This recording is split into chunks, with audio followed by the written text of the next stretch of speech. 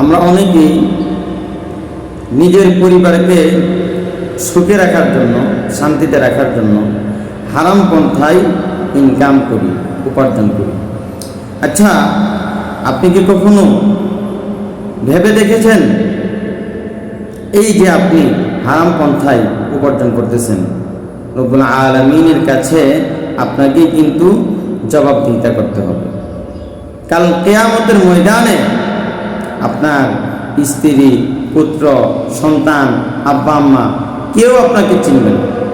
এমন আল্লাহ পাক রব্বুল আলামিন পবিত্র কোরআনের মধ্যে বলেন, ইয়াউমা ইয়াফিরুল মারউ মিন আখিহি ওয়া উম্মিহি ওয়া আবিহি ওয়া সাহিবাতিহি ওয়া